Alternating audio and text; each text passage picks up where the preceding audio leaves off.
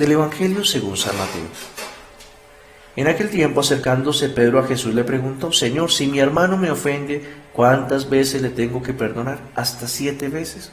Jesús le contesta: no te digo hasta 7 veces, sino hasta 70 veces 7. Y les propuso esta parábola: se parece el reino de los cielos a un rey que quiso ajustar las cuentas con sus empleados.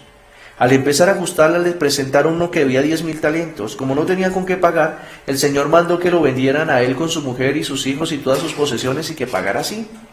El empleado, arrojándose a sus pies, le suplicaba diciendo: ten paciencia conmigo y te lo pagaré todo. El Señor tuvo lástima de aquel empleado y lo dejó marchar, perdonándole la deuda. Pero al salir, el empleado aquel encontró a uno de sus compañeros que le debía 100 denarios, y agarrándolo lo estrangulaba diciendo: págame lo que me debes. El compañero, arrojándose a sus pies, le rogaba diciendo: ten paciencia conmigo y te lo pagaré. Pero él se negó y fue y lo metió en la cárcel hasta que pagara todo lo que debía. Sus compañeros, al ver lo ocurrido, quedaron consternados y fueron a contarle al Señor todo lo sucedido. Entonces el Señor lo llamó y le dijo: siervo malvado, toda aquella deuda te la perdoné porque me lo pediste. ¿No debías tú también tener compasión de tu compañero como yo tuve compasión de ti? Y el Señor, indignado, lo entregó a los verdugos hasta que pagara toda la deuda. Lo mismo hará con vosotros mi Padre del cielo, si cada cual no perdona de corazón a su hermano.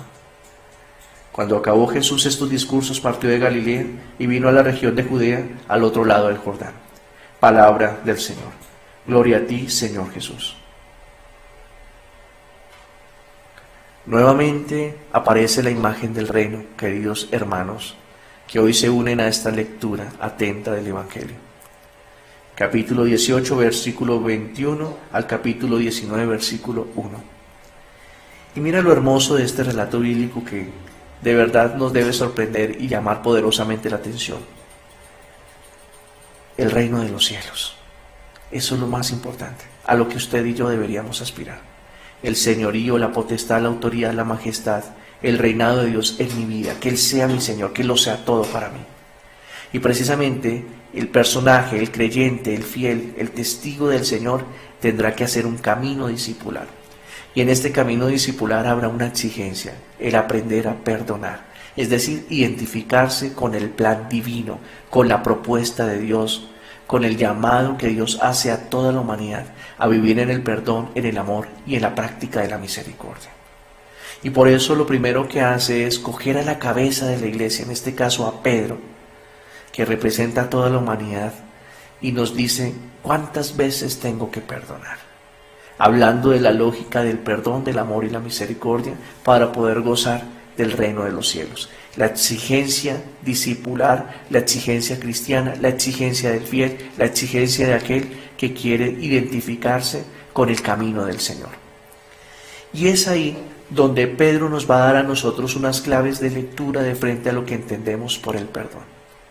A veces hablamos de que el perdón es simplemente decir de palabra: te perdono. Pero el perdón va mucho más allá de decirlo con los labios. El perdón es una actitud de vida, es un comportamiento humano que supone entender que el otro y yo nos equivocamos, que tenemos errores, limitaciones, defectos. Es reconocer mi humanidad. Y por eso el primer ejercicio dentro de la comunidad cristiana que Jesús está formando para que pueda participar del reino, para que pueda asumir un camino formativo, es tomar conciencia de su propia limitación, de su propia humanidad. Quien se reconoce pecador, reconoce al otro hermano también pecador. Y en ese orden de ideas me solidarizo, tiendo la mano y entiendo que lo que no me gustaría que le hicieran al otro, tampoco se lo hago yo. La forma en que me gustaría que me trataran, comienzo a tratar a mi hermano, porque eso es un principio básico de la vida cristiana. ¿Ven lo hermoso del camino de Jesús? Jesús comienza a formar el corazón, la interioridad y la conciencia en sus discípulos, enseñándoles a reconocerse como seres humanos pecadores, frágiles, limitados. Pero ante esa realidad, ver la misericordia, es decir, el amor con que Dios nos trata, al punto de que es capaz de restaurar su obra, casi que ignorando la deuda, el pecado, la fragilidad, la limitación y ese condicionamiento humano que muchas veces pesa más que las buenas acciones. Y por eso la misericordia de Dios lo que busca es mostrar e iluminar al corazón del creyente el comportamiento que debe comenzar a asumir en relación con los demás. Lo que Dios hace conmigo, yo estoy llamado a hacerlo con los otros. Y por eso es tan hermoso la forma en que Dios trata al creyente. En el Evangelio de Lucas, ustedes recuerdan las parábolas de la misericordia, en la última parábola, que es la del hijo pródigo, ¿qué es lo que hace el padre? Recibe con los brazos abiertos, lo besa, lo abraza, no le importa el pecado, la limitación, la fragilidad de su hijo, a él lo que le importa es recuperarlo. Lo mismo debería existir en la comunidad de los creyentes. El pecado no es lo importante, la limitación, la fragilidad, el defecto. Lo importante es la persona que retorna nuevamente a casa. Y por eso Jesús, ¿qué es lo que le está enseñando a Pedro? En la medida en que reconoces tu pecado, en la medida en que reconoces la acción de Dios, entiendes por qué tienes que todo el tiempo aprender a perdonar. Utiliza el número 7. ¿Y por qué utiliza el número 7? Porque cuando Jesús está formando a sus discípulos, cuando les está ayudando a tomar conciencia, les está mostrando el proceder de Dios, lo que quiere hacer de ellos es una nueva criatura, una nueva creación, un nuevo hombre, una nueva mujer, una nueva experiencia humana, donde la identidad cristiana, su estabilidad, su claridad, su punto de referencia, su riqueza más grande, su valía, su plenitud y su realización solo se encuentra en hacer la voluntad divina. Y la voluntad divina es que nos amemos los unos a los otros como Él nos ha amado.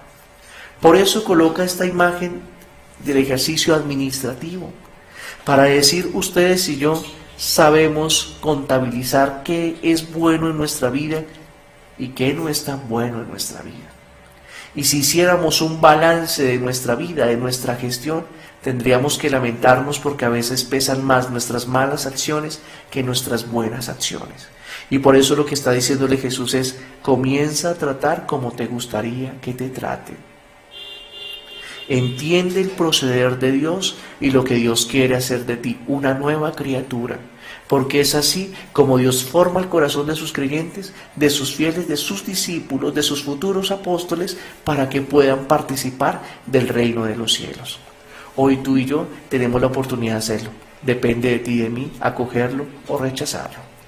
Gloria al Padre y al Hijo y al Espíritu Santo, como era en el principio, ahora y siempre, por los siglos de los siglos. Amén.